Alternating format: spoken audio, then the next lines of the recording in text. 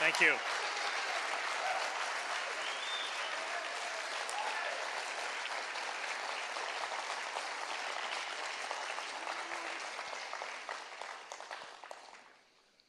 So I wrote this out and felt a little bit like Noam Chomsky when I saw him give a lecture a couple years ago where he got up and said, a lot of people say I'm boring and I'm proud to be boring.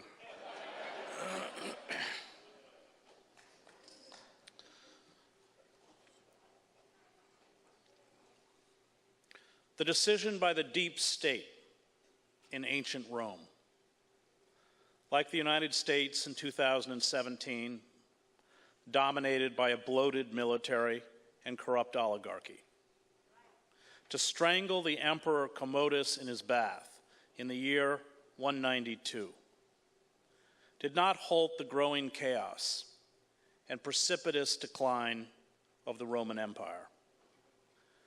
Commodus, like a number of other late Roman empires, and like Donald Trump, was incompetent and consumed by his own vanity. He commissioned innumerable statues of himself as Hercules and had little interest in governance. He used his position as head of state to make himself the star of his own ongoing public show. He fought victoriously as a gladiator in the arena in fixed bouts.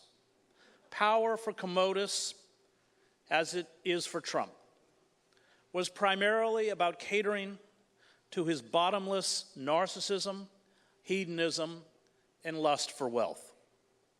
He sold public offices so the ancient equivalents of Betsy DeVos and Steve Mnuchin could orchestrate a vast kleptocracy.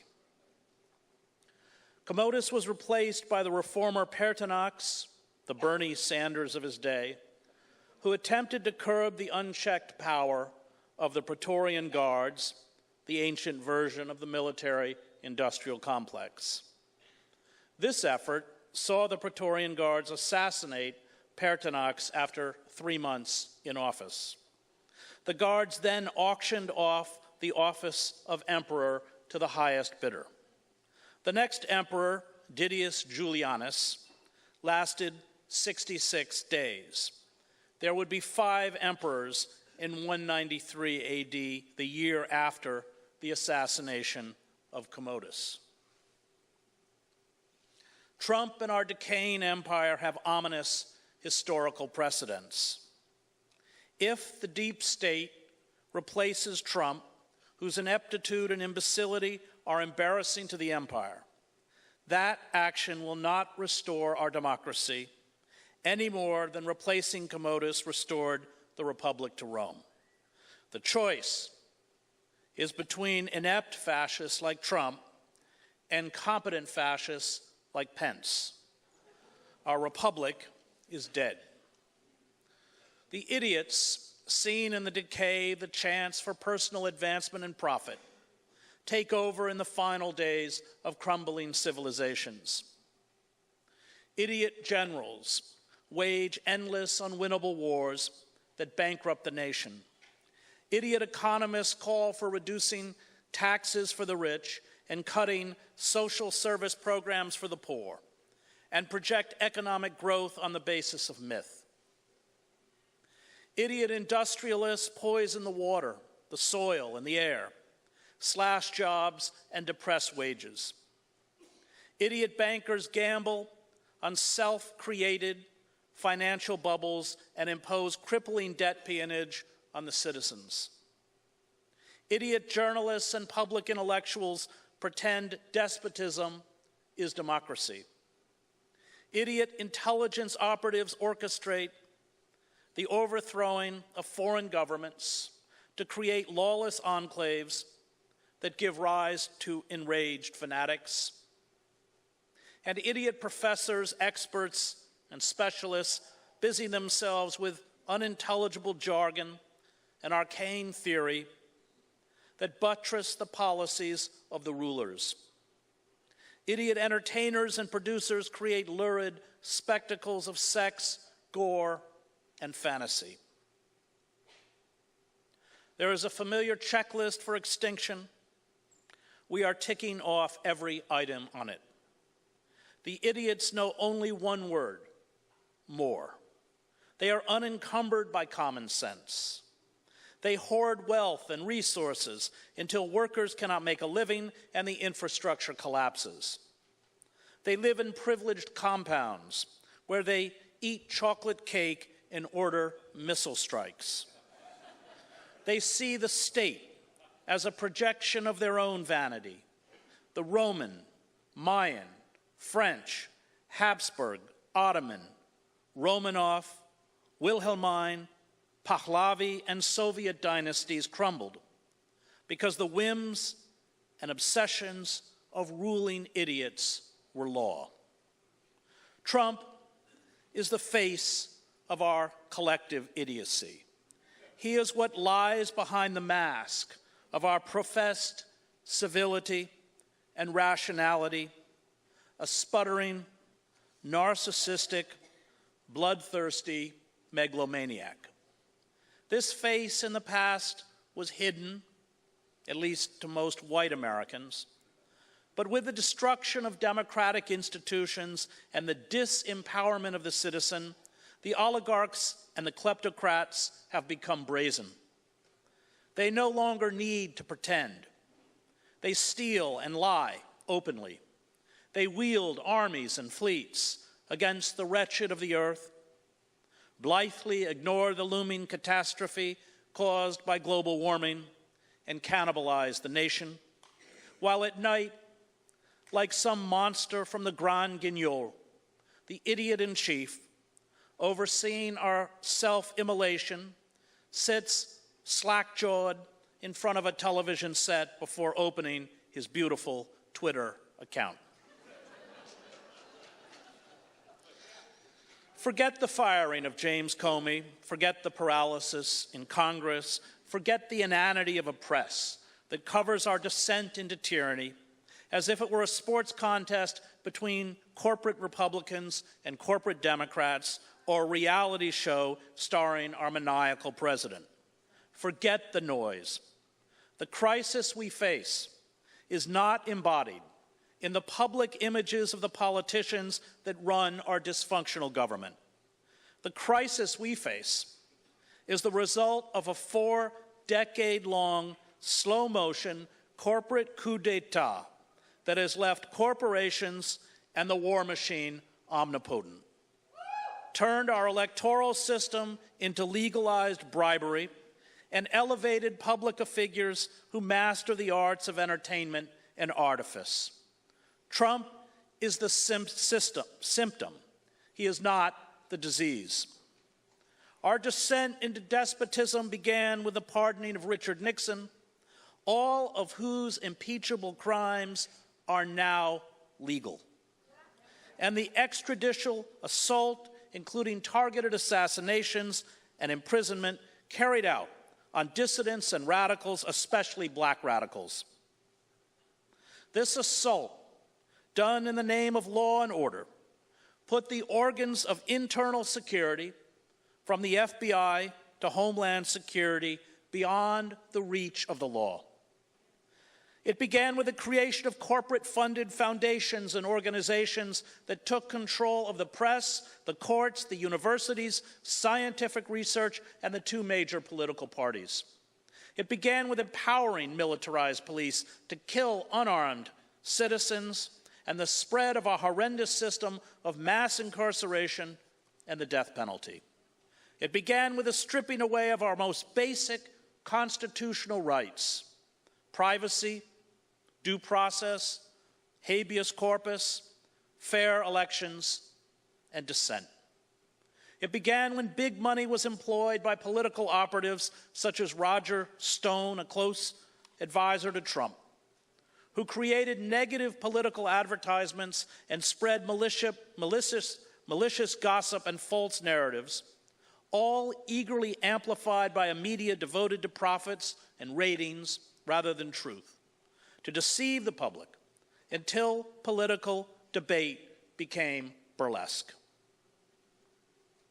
The ruling elites, terrified by the mobilization of the left in the 1960s, or by what the political scientist Samuel Huntington called America's excess of democracy, built counter-institutions to delegitimize and marginalize critics of corporate capitalism and imperialism. They bought the allegiances of the two main political parties. They imposed obedience to the neoliberal ideology within academia and the press. This campaign, laid out by Lewis Powell in his 1971 memorandum titled Attack on American Free Enterprise System, was the blueprint for the creeping coup d'etat that 45 years later is complete. Our failure to defend the rights of those who are demonized and persecuted leaves us all demonized and persecuted. Our failure to demand justice for everyone leaves us all without justice.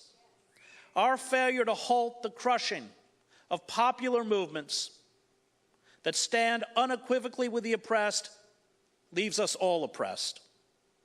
Our failure to protect our democracy leaves us without a democracy. The persecution of the radicals of 4 decades ago is not ancient history. It is the genesis of the present. It spawned the corporate coup and the machinery of state terror. We will pay for our complacency. We are trapped like rats in a cage. A con artist may be turning the electric shocks on and off, but the problem is the corporate state. And until we dismantle that, we are doomed.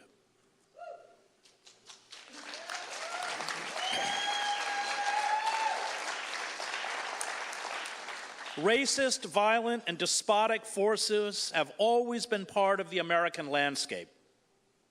They have often been tolerated and empowered by the state to persecute poor people of color and dissidents. These forces are denied absolute power as long as a majority of citizens have a say in their own governance.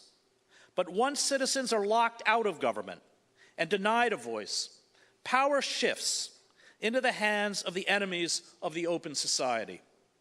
When democratic institutions cease to function, when the consent of the governed becomes a joke, despots fill the political void. They give vent to popular anger and frustration while arming the state to do to the majority what it has long done to the minority. This tale is as old as civilization. It was played out in ancient Greece and Rome, the Soviet Union, fascist Germany, fascist Italy, and the former Yugoslavia. Once a tiny cabal seizes power, monarchist, communist, fascist, or corporate, it creates a mafia economy and a mafia state. Trump and his coterie of billionaires, generals, half-wits, Christian fascists, criminals, racists, and deviants play the role of the Snopes clan in some of William Faulkner's novels. The Snopeses filled the power vacuum of the decayed South and ruthlessly seized control from the degenerated former slaveholding aristocratic elites. Flem Snopes and his extended family, which includes a killer, a pedophile, a bigamist, an arsonist, a mentally disabled man who copulates with a cow, and a relative who sells tickets to witness the bestiality, are fictional representations of the moral rot unleashed by unfettered capitalism. The usual reference to amorality, while accurate, is not sufficiently distinctive and by itself does not allow us to place them as they should be placed in a historical moment, the critic Irving Howe wrote of the Snopeses. Perhaps the most important thing to be said is that they are what comes afterwards, the creatures that emerge from the devastation with the slime still upon their lips. Let a world collapse, in the South or Russia, and there appear figures of coarse ambition driving their way up from beneath the social bottom, men to whom moral claims are not so much absurd as incomprehensible, sons of bushwhackers and musics drifting in from nowhere and taking over through the sheer outrageousness of their monolithic force. They become presidents of local banks and chairmen of party regional committees, and later, a trifle slicked up, they muscle their way into Congress or the Politburo. Scavengers without inhibition. They need not believe in the crumbling official code of their society. They need only learn to mimic its sounds. Societies that had democratic traditions are easy prey for the enemies of democracy. Demagogues pay deference to the patriotic ideals, rituals, and practices and forms of the open society while they dismantle it. When the Roman Emperor Augustus, he referred to himself as the first citizen, neutered the republic, he was careful to maintain the form of the old republic. Lenin and the Bolsheviks did the same when they seized and crushed the autonomous Soviets. Even the Nazis and the Stalinists insisted they ruled democratic states. Despotic government, as Thomas Paine wrote, is a fungus that grows out of a corrupt civil society. This is what happened to these older democracies. It is what happened to us. Corporations are legally empowered to exploit and loot. It is impossible to vote against the interests of Goldman Sachs or ExxonMobil. The pharmaceutical and insurance industries are legally empowered to hold sick children hostage while their parents frantically bankrupt themselves trying to save their sons or daughters. Banks are legally empowered to burden people with student loans that cannot be forgiven by declaring bankruptcy.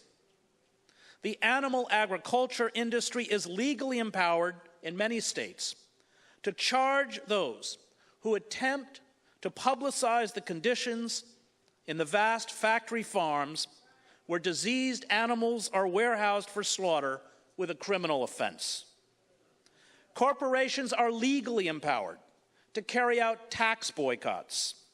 Free trade deals legally empower global corporations to destroy small farmers and businesses and deindustrialize the country. Government agencies designed to protect the public from contaminated air, water, and food, and from usurious creditors and lenders have been gutted. The Supreme Court, in an inversion of rights worthy of George Orwell, defines unlimited corporate contributions to electoral campaigns as the right to petition the government and a form of free speech. The press, owned by corporations, is an echo chamber for the elites. State and city enterprises and utilities are sold off to corporations that hike rates and deny services. The educational system is being privatized and turned into a species of rote vocational training. Wages are stagnant or have declined.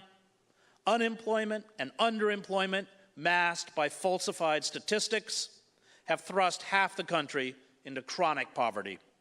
Social services are abolished in the name of austerity. Culture and the arts have been replaced by sexual commodification, banal entertainment, and graphic depictions of violence. The infrastructure, neglected and underfunded, is collapsing. Bankruptcies, foreclosures, food shortages, and untreated illnesses that lead to early death plague a harried underclass. The desperate flee into an underground economy dominated by drugs, crime, and human trafficking. The state, rather than address the economic misery, militarizes police departments, and empowers them to use lethal force against unarmed citizens. It fills the prisons with 2.3 million people, only a tiny percentage of whom ever got a trial. And 1 million prisoners now work for corporations inside prisons as modern-day slaves, paid pennies on the dollar without any rights or protection. They are the corporate state's ideal worker. The amendments of the Constitution designed to protect the citizen from tyranny are meaningless. The Fourth Amendment, for example, reads, "The right of the people to be secure in their persons, houses, papers, and effects against unreasonable searches and seizures shall not be violated, and no warrants shall issue but upon probable cause, supported by oath or affirmation, and particularly describing the place to be searched and the persons or things to be seized." The reality is that our telephone calls, emails, texts, and financial, judicial, and medical records, along with every website we visit, and our physical travels are tracked, recorded, and stored in perpetuity in government computer banks. The state tortures, not only in black sites, such as Bagram or Guantanamo Bay, but in supermax facilities such as the one in Florence, Colorado, where inmates suffer psychological breakdowns from prolonged solitary confinement. Prisoners endure round-the-clock electronic monitoring and 23-hour-a-day lockdowns. They undergo extreme sensory deprivation. They are beaten. They must shower and go to the bathroom on camera.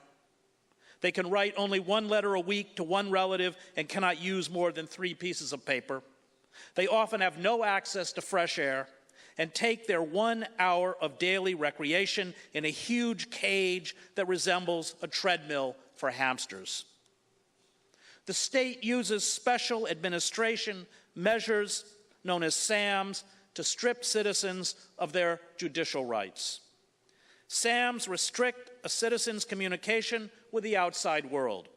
They end calls, letters, and visits with anyone except attorneys, and sharply limit contact with family members.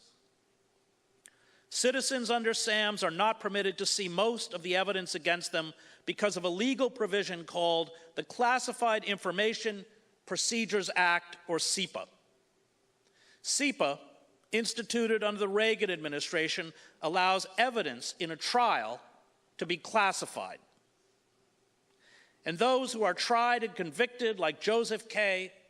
in Franz Kafka's The Trial, can be found guilty without ever seeing the evidence brought against them. And under SAMs, it is against the law for those who have contact with someone held under SAMs, including attorneys, to speak about the physical and psychological conditions being inflicted on the prisoner. When prisoners in our society are released, they have lost the right to vote and receive public assistance. They are burdened with fines that, if unpaid, will put them back behind bars. They are subject to arbitrary searches and arrests. They spend the rest of their lives marginalized as members of a vast criminal caste system.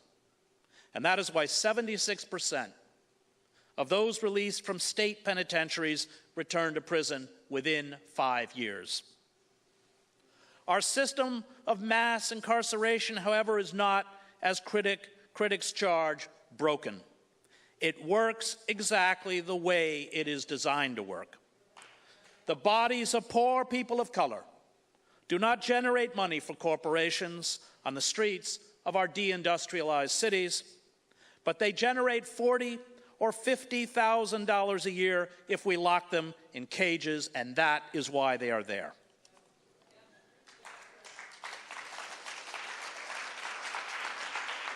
The executive branch of government is empowered to assassinate U.S. citizens.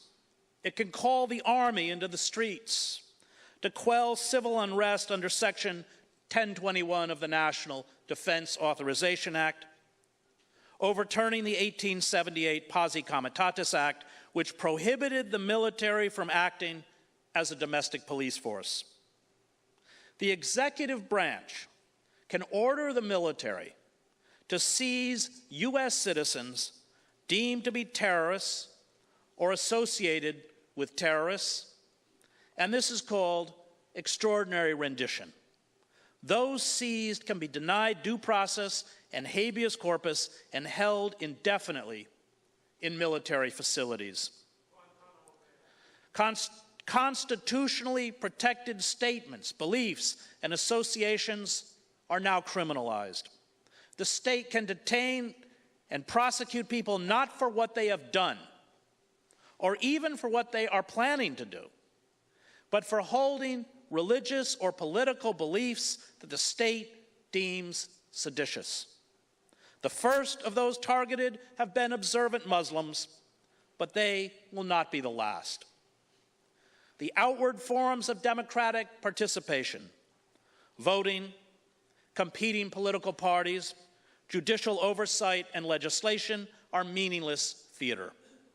No one who lives under constant surveillance, who is subject to detention anywhere at any time, who has lost their legal rights, who cannot protect themselves from corporate exploitation, whose conversations, messages, meetings, proclivities, and habits are recorded, stored, and analyzed, can be described as free. The relationship between the state and the citizen who is watched constantly is one of master and slave, and the shackles will not be removed if Trump disappears.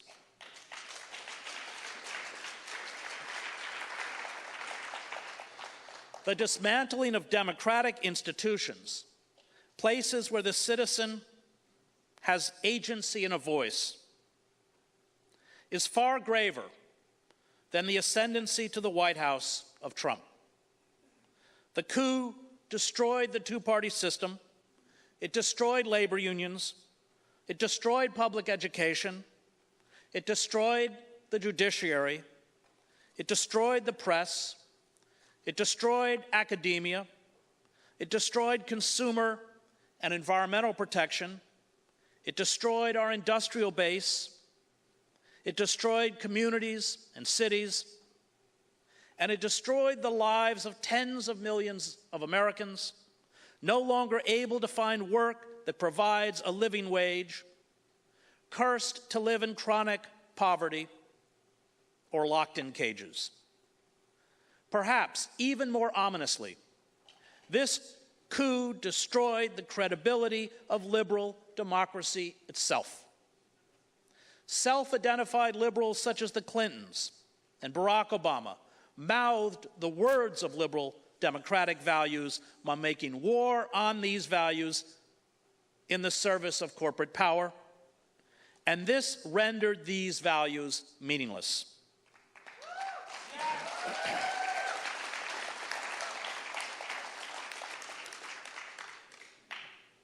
The revolt we see rippling across the country is a revolt not only against a corporate system that has betrayed workers, but also, for many, the tenets that define a traditional democracy.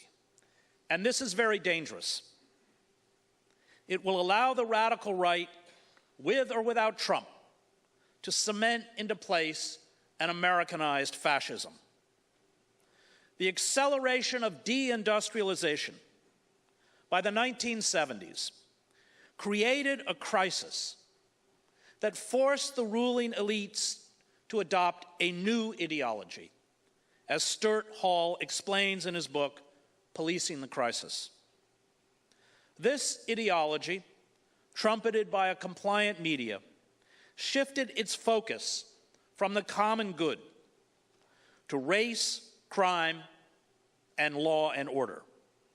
It told those undergoing profound economic and political change that their suffering stemmed not from corporate greed, but from a threat to national integrity.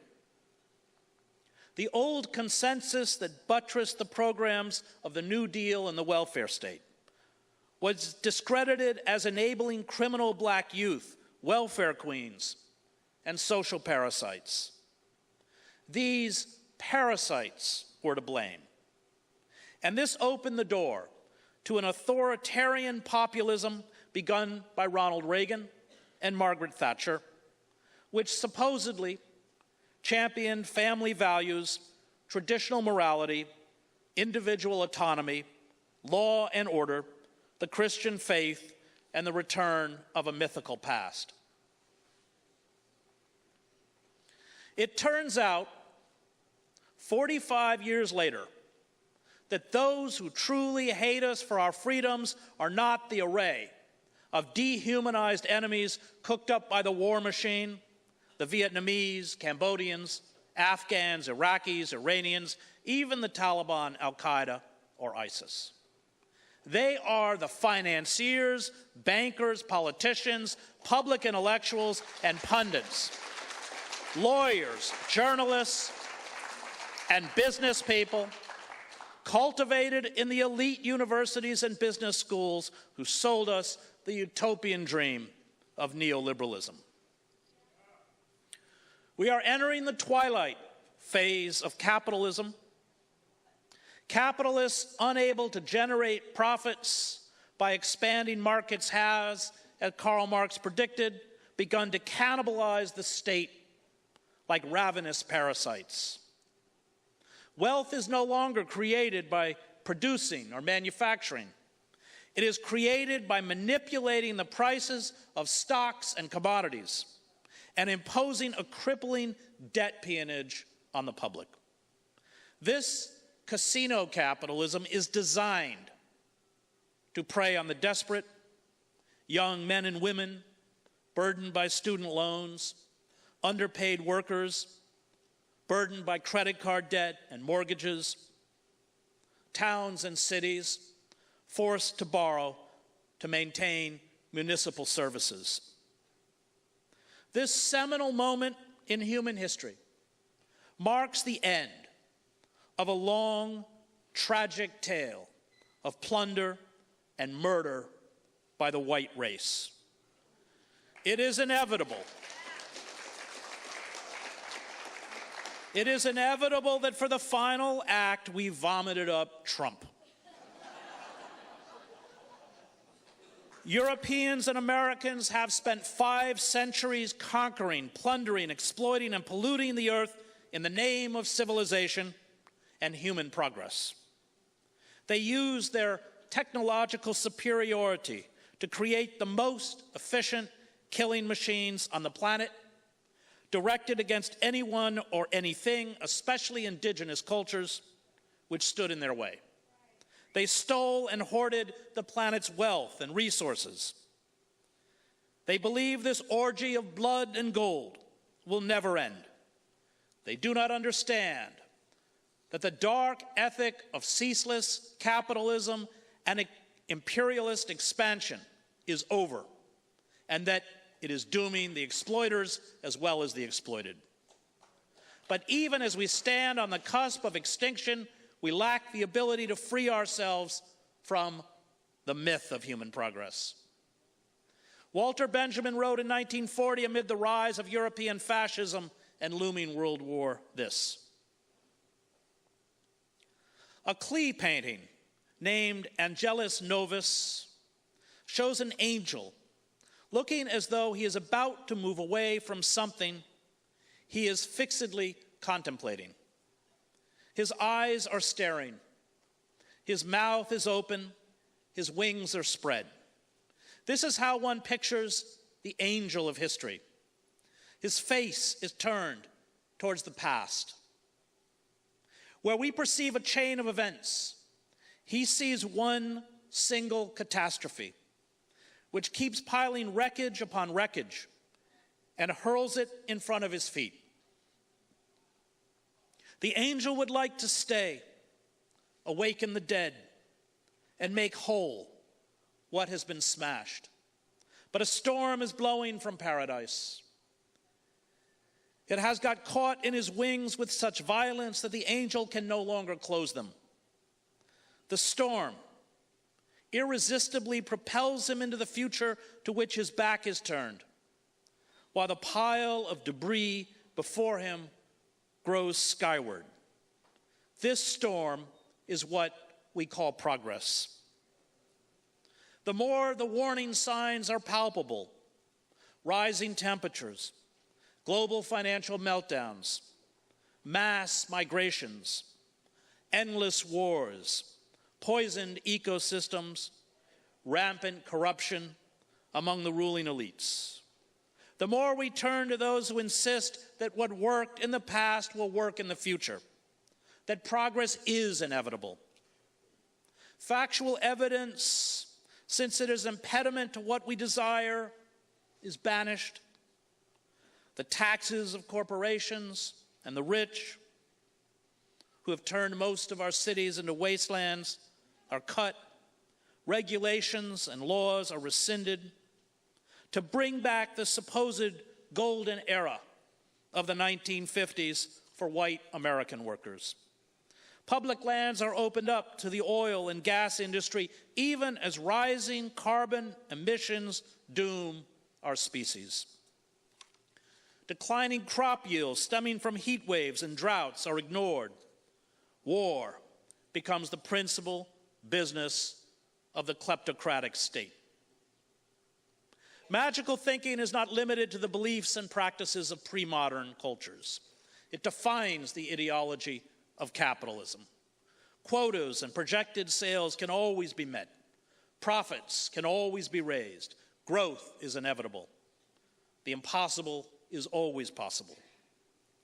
Human societies, if they bow before the dictates of the marketplace, will be ushered into a capitalist paradise. It is only a question of having the right attitude and the right technique. When capitalism thrives, we are assured we thrive.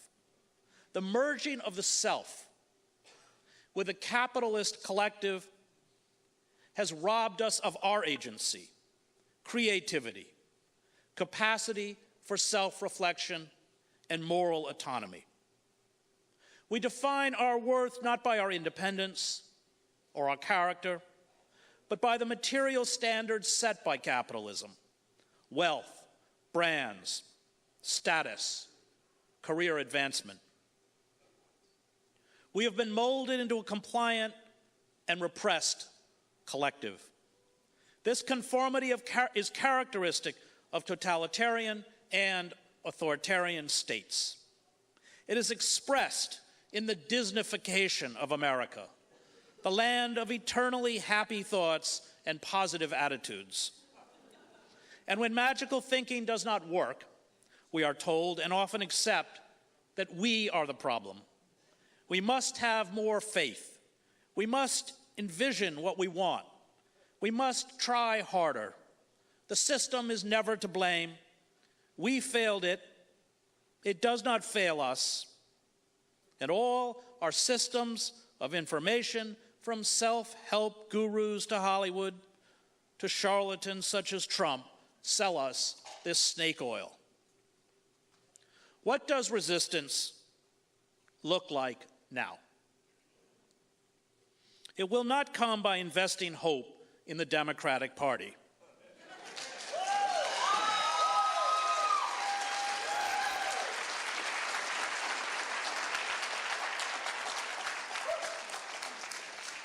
Which did not lose the elections because of Comey or the Russians, but because it betrayed working men and women on behalf of corporate power,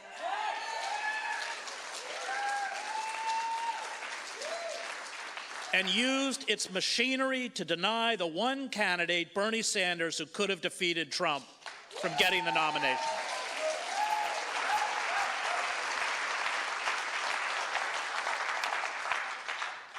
The proposed cuts,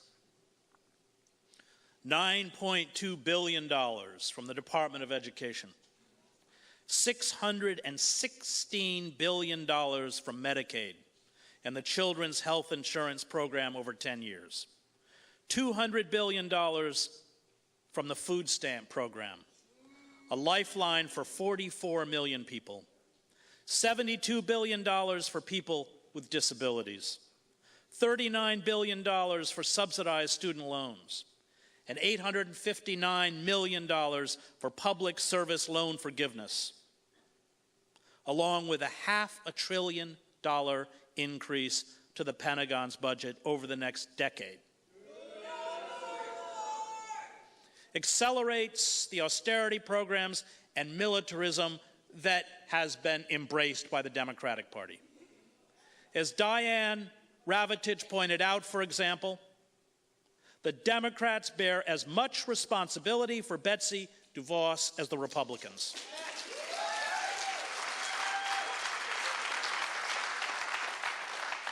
DeVos's proposed voucher system allowing parents to use public funding for private and religious schools is modeled on a school choice program introduced by then-Governor Bill Clinton. This voucher system was promoted by Obama and Arne Duncan. Obama closed countless public schools. He doubled the number of students attending charter schools. And it was Bill Clinton and the Democratic Party who gave us NAFTA, the destruction of welfare, the deregulation of the FCC, the explosion of our prison population, and the abolishment of Glass-Steagall that precipitated the global financial meltdown.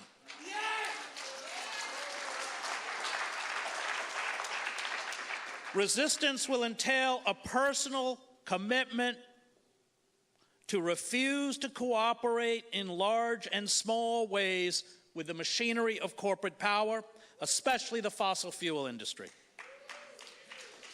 After all, the only safe figure for carbon emissions is zero.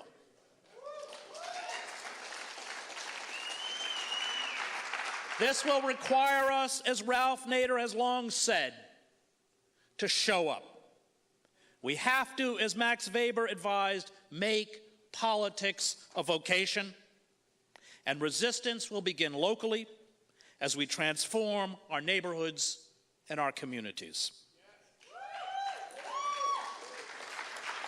In the conflicts I covered as a reporter in Latin America, Africa, the Middle East, and the Balkans, I encountered singular individuals of varying creeds, religions, races, and nationalities, who majestically rose up to defy the oppressor on behalf of the oppressed.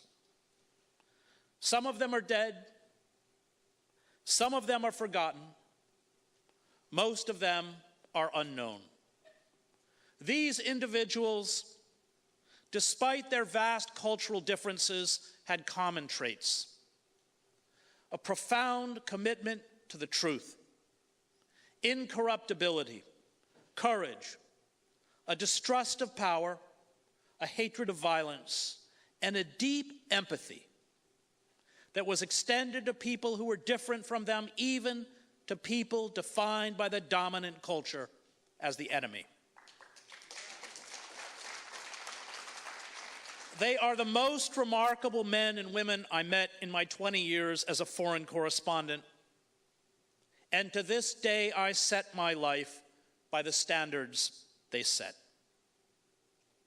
You have heard of some, such as Václav Havel, whom I and other foreign reporters met most evenings during the Velvet Revolution in Prague in 1989 at the Magic Lantern Theater.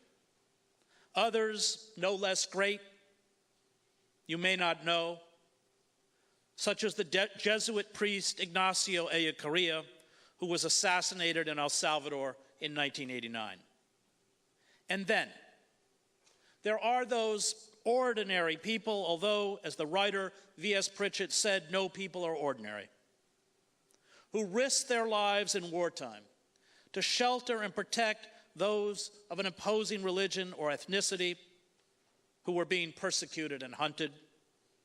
And to some of these ordinary people, I owe my life.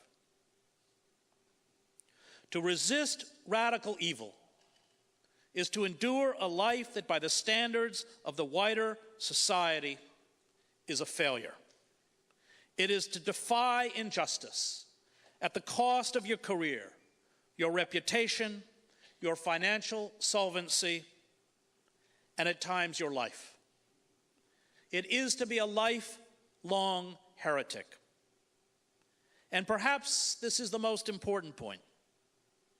It is to accept that the dominant culture, and perhaps, and maybe even especially the liberal elites, will push you to the margins and attempt to discredit not only what you do, but your character.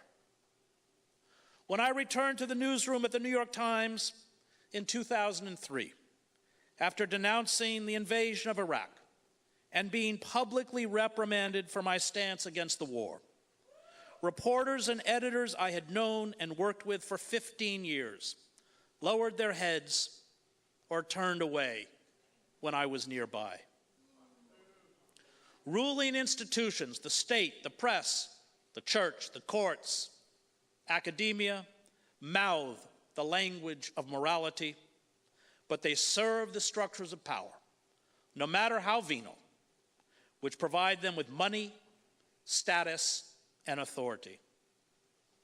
In times of national distress, one has only to look at Nazi Germany. All these institutions, including the academy, are complicit through their silence or their active collaboration with radical evil. And our institutions are no different. The lonely individuals who defy tyrannical power within these institutions, as we saw with the thousands of academics who were fired from their jobs and blacklisted during the McCarthy era, are usually purged and turned into pariahs. All institutions, including the church, Paul Tillich once wrote, are inherently demonic. And a life dedicated to resistance has to accept that a relationship with any institution is usually temporary, because sooner or later that institution is going to demand acts of silence or obedience your conscience will not allow you to make.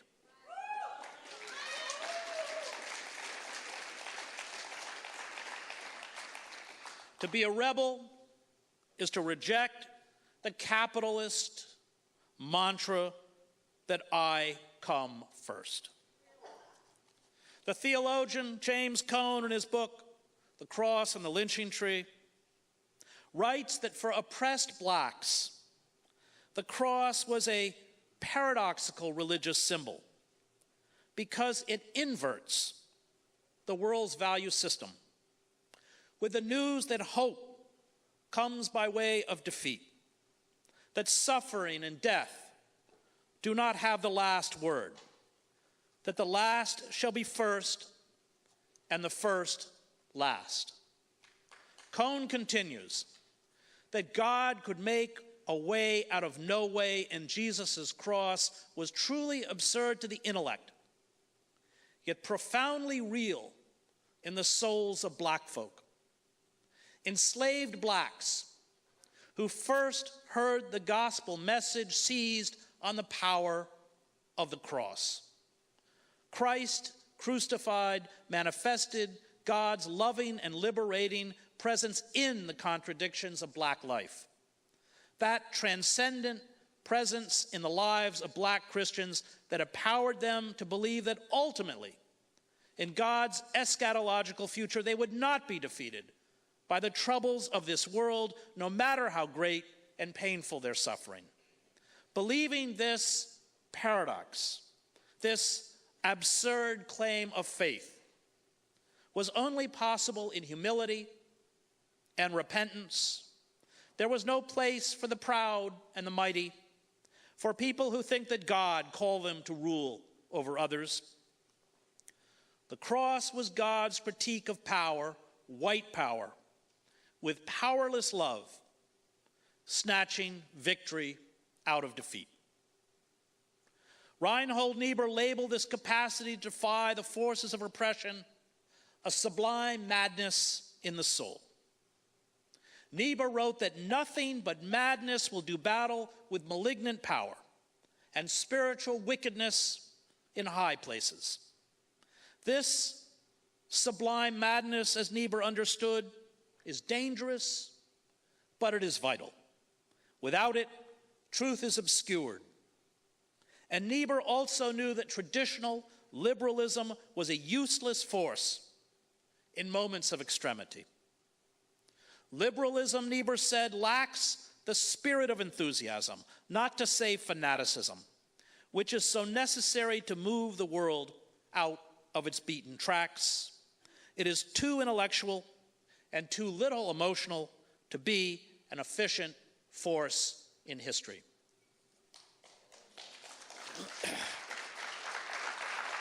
The prophets in the Hebrew Bible had this sublime madness. The words of the prophets, as Abraham Heschel wrote, were a scream in the night. While the world is at ease and asleep, the prophet feels the blast from heaven. The prophet, because he or she saw and faced an unpleasant reality, was, as Heschel wrote, compelled to proclaim the very opposite of what his or her heart expected. This sublime madness is the essential quality for a life of resistance. It is the acceptance that although empirically all that we struggle to achieve during our lifetime may be worse, our struggle validates itself.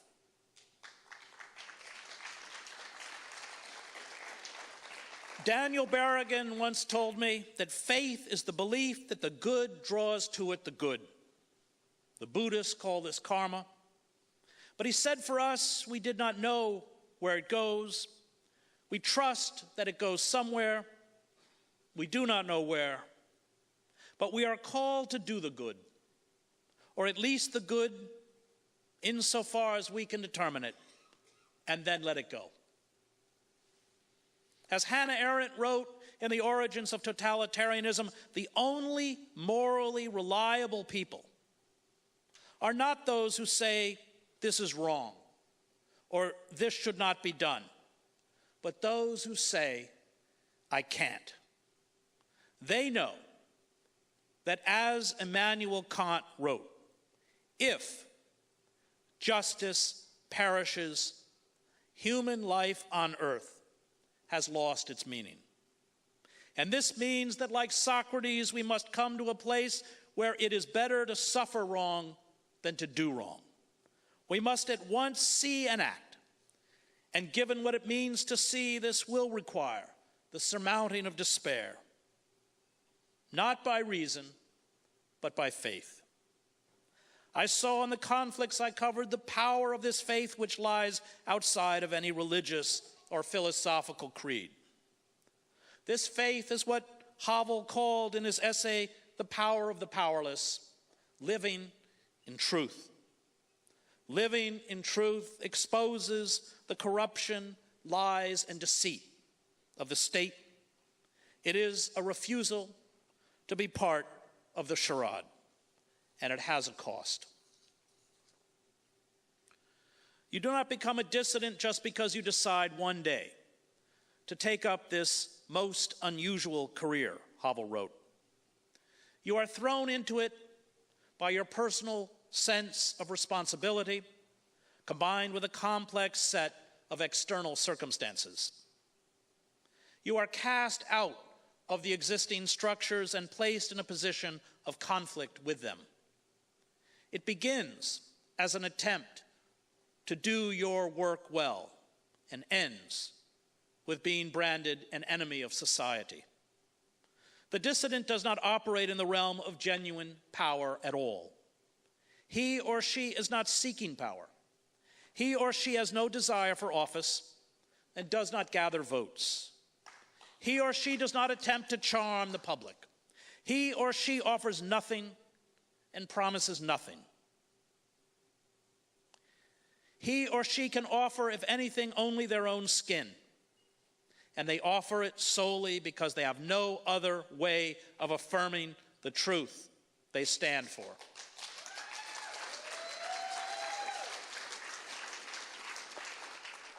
Their actions simply articulate their dignity as a citizen, regardless of the cost. The long, long road of sacrifice and defiance that led to the collapse of the communist regime stretched back decades. Those who made change possible were those who had discarded all notions of the practical. They did not try to reform the Communist Party. They did not attempt to work within the system. They did not even know what, if anything, their tiny protests, ignored by the state-controlled media, would accomplish. But through it all, they held fast to moral imperatives. They did so because these values were right and just. They expected no reward for their virtue. Indeed, they got none. They were marginalized and persecuted. And yet, these rebels, poets, playwrights, actors, singers, and writers ultimately triumphed over state and military power. They drew the good to the good. They triumphed because, however cowed and broken the people around them appeared, their message did not go unheard. It did not go unseen. The steady drumbeat of rebellion exposes the dead hand of authority and the rot of the state. I stood with hundreds of thousands of Czechs in 1989 on a cold winter night in Prague's Wenceslas Square. As the singer Marta Kubišová approached the balcony of the Melanchthonic building, Kubišová had been banished from the airwaves in 1968 after the Soviet invasion for her anthem of defiance, A Prayer for Marta. Her entire catalog, including more than 200 singles, had been confiscated and destroyed. She had disappeared from public view. Her voice that night suddenly flooded the square. Pressing around me were throngs of students, most of whom had not been born when she vanished from public view. They began to sing the words of the anthem. There were tears running down their faces. It was then that I understood the power of resistance. It was then that I knew that no act of rebellion, however futile it appears in the moment, is wasted. And it was then that I knew that the communist regime was finished. The walls of Prague were covered that winter with posters of Jan Palach. Palach, a university student, set himself on fire in Wenceslas Square on January 16th, 1969, in the middle of the day, to protest the crushing of the country's democracy movement. He died of his burns 3 days later.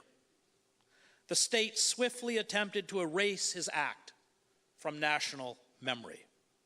There was no mention of it on the state media. A funeral march by university students was broken up by the police. Palach's gravesite, which became a shrine, saw the communist authorities exhume his body, cremate his remains, and ship them to his mother with the provision that his ashes could not be placed in a cemetery. But it did not work. His sacrifice spurred the students in the winter of 1989 to act. Prague's Red Army Square, shortly after I left for Bucharest to cover the uprising in Romania, was renamed Palach Square, and 10,000 people were at the dedication. We may feel powerless, but we are not. We have a power that terrifies the corporate state. Any act of rebellion, no matter how few people show up or how heavily it is censored, chips away at corporate power. Any act of rebellion keeps alive the embers for larger movements to follow. It passes on another narrative.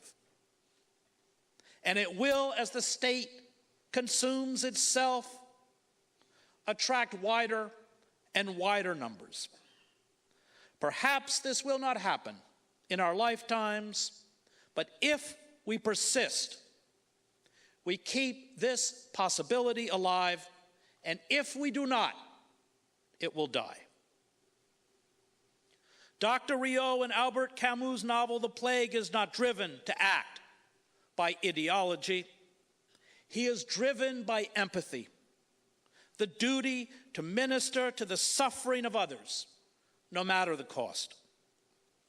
To act on this empathy, the empathy for human beings locked in cages, the empathy for undocumented mothers and fathers being torn from their children on the streets of our cities, the empathy for Muslims who are demonized and banned from our shores, fleeing the wars and terror we created, the empathy for poor people of color gunned down by police in our streets, the empathy for girls and women trafficked into prostitution, the empathy for our great and glorious earth, which gives us life and which is being destroyed, is not only viewed by despots as political, but seditious. A life of faith, and we are all called to faith, is a life of confrontation. As Flannery O'Connor writes of St. Cyril of Jerusalem and instructing catechumens, the dragon sits by the side of the road, watching those who pass. Beware, lest he devour you. We go to the Father of souls, but it is necessary to pass by the dragon. No matter what form the dragon may take, it is of this mysterious passage past him or into his jaws that stories of any depth will always be concerned to tell. And this being the case, it requires considerable courage at any time in any country not to turn away from the storyteller. Accept sorrow, for who cannot be profoundly sorrowful at the state of our nation, the world, what we are doing to our planet? But know that in resistance, there is a balm that leads to wisdom, and if not joy, a strange, transcendent happiness. Know that as long as we resist, we keep hope alive. My faith has been tempered in hell, wrote Vasily Grossman in Life and Fate. My faith has emerged from the flames of the crematoria, from the concrete of the gas chamber. I have seen that it is not man who is impotent in the struggle against evil, but the power of evil that is impotent in the struggle against man. The powerlessness of kindness, of senseless kindness, is the secret of its immortality. It can never be conquered. The more stupid, the more senseless, the more helpless it may seem, the vaster it is. Evil is impotent before it. The prophets, religious leaders, reformers, social and political leaders are impotent before it. This dumb, blind love is man's meaning. Human history is not the battle of good struggling to overcome evil. It is the battle fought by a great evil, struggling to crush the small, kernel of human kindness. But if what is human in human beings has not been destroyed even now, then evil will never conquer.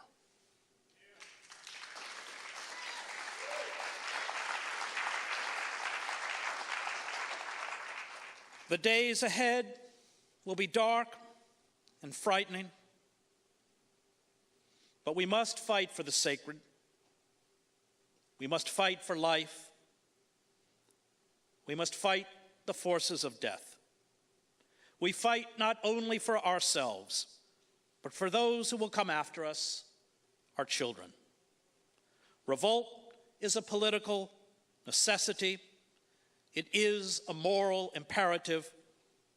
We must not be complicit. We must live in truth. The moment we defy power in any form, we are victorious. The moment we stand with the oppressed and accept being treated like the oppressed, we are victorious. The moment we hold up a flickering light in the darkness for others to see, we are victorious. The moment we thwart the building of a pipeline or a fracking site, we are victorious. The moment we keep a mother faced with deportation with her children, we are victorious. The moment we mass in the streets to defy police violence, we are victorious. We must turn the tide of fear. We must, by taking the streets, make the ruling elites frightened of us.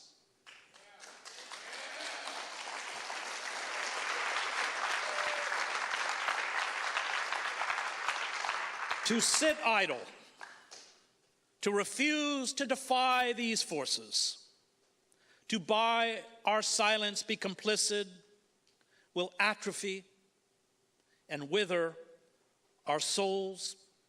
It will leave us husks of human beings. This is not only a fight for life. It is a fight that gives life. It is the supreme expression of faith. It is the belief that no matter how great is the power of evil, the power of love is greater. I do not, in the end, fight fascists because I will win. I fight fascists because they are fascists. Thank you.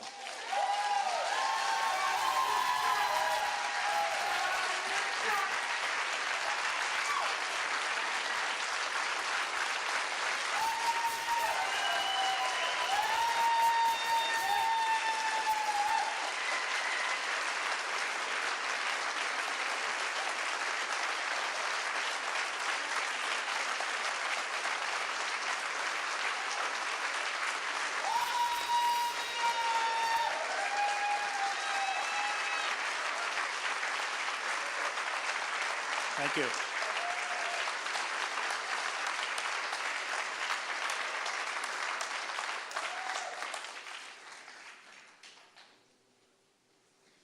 Well, there's not really that much to do as an MC, actually, because we're not going to have questions tonight. But there will be an extended opportunity for a give and take tomorrow if you want to come back. But he is going to stay here for book signing out in the library, and he wanted to have a lot of time to interact individually with people.